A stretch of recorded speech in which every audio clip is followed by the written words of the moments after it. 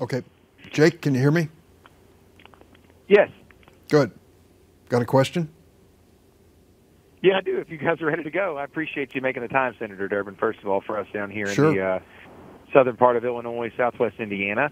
I guess the first question I have for you is that obviously with the impeachment proceedings happening today, we have some expectations, or what we've been hearing, that this could be the final day of the impeachment proceedings based on the idea of the votes for witnesses or towards a certain way. What would you think if this is the end of this impeachment trial and there obviously no witnesses are ever called? Senator McConnell and the Republican senators have decided there will be no impeachment trial. Not one single witness under oath, no documents, no evidence, no debate for the American people to judge for themselves. It's the first impeachment proceeding in the history of the United States without a witness, without a person being called. I think it's unfortunate. I think the Constitution's clear. We have a responsibility that is going to be ignored. And I think I probably know how you'd answer this question because it's similar to the first question, but I want to ask, do you find this to be our republic and our democracy at its best or at its worst? Well, I think it's a real disappointment. You know, each of us not only swore to uphold and defend the Constitution, but then took a second oath before this proceeding to do impartial justice. I don't think that's being served here. If we are truly going to be impartial, we should bring witnesses before the Senate, put them under oath, and ask them to tell us the truth. I'm not afraid of the truth, and I'm not afraid of a trial. I'm sorry that Senator McConnell feels differently. And my last question about the impeachment is, do you feel like if witnesses were called, it would have changed the outcome of this? I mean, it looked to be, in a lot of ways, that party lines in the House and Senate were going to dictate a lot of this, and that's kind of how it's panned out. Do you think witnesses would have changed the minds of enough people to maybe make a different outcome than what was expected? I held out the hope, even though we all went into this trial leaning in one direction or the other, that listening to a witness, hearing testimony, looking at the documents and emails, for example, would really give me a clearer path to my final decision.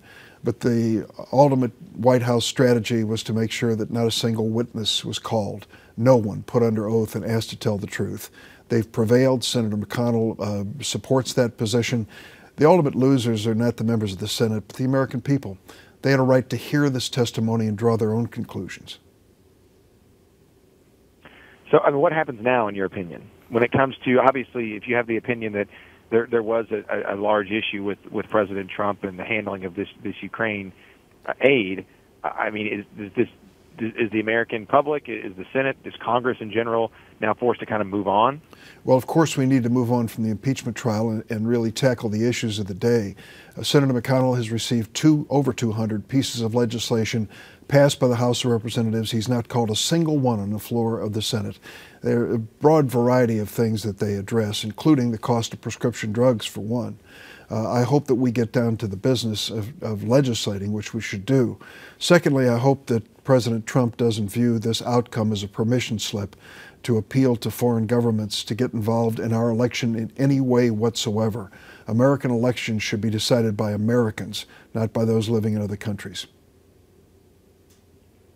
And something that's probably just as pressing, to be honest, and maybe isn't getting as many headlines as the impeachment trial and some of the updates there, is the coronavirus. Overnight, at least, we're reporting that in Chicago, of all places, this has been passed from person to person. What can you tell us as far as the Senate, the Congress, the government, how the coronavirus is being viewed, especially in your home state of Illinois? Senator Duckworth and I have been briefed by the Center for Disease Control about the situation in Chicago. The first victim was a Chinese traveler, a woman who went to the province where it's prevalent, and then returned and felt sick. She was treated immediately, and she's going to be well. Nothing's wrong moving forward. But unfortunately, a person in her household was infected. So it is confined to one home of a Chinese traveler at this point.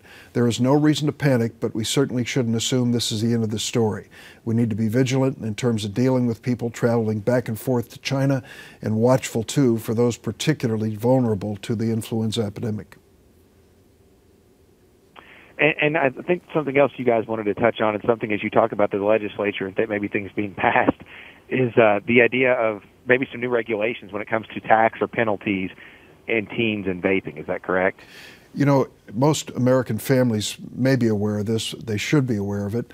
At least 1 out of 3 of our high school and middle school students across the United States are currently vaping, using Juul products, these e-cigarettes. And it's an addiction to the drug nicotine. It's an addiction many of these young people find hard to break. These companies are appealing to kids with candy flavors and things that appeal to children, and unfortunately creating addicts even in our high schools. We need to take this seriously. We've got to end these flavor pods, tell Juul once and for all these vaping devices are not meant for kids, and charge a user fee for their sale so that we can use it to educate children and to deal with the addictions many of them are already facing. Thank you guys for your time. Thank you.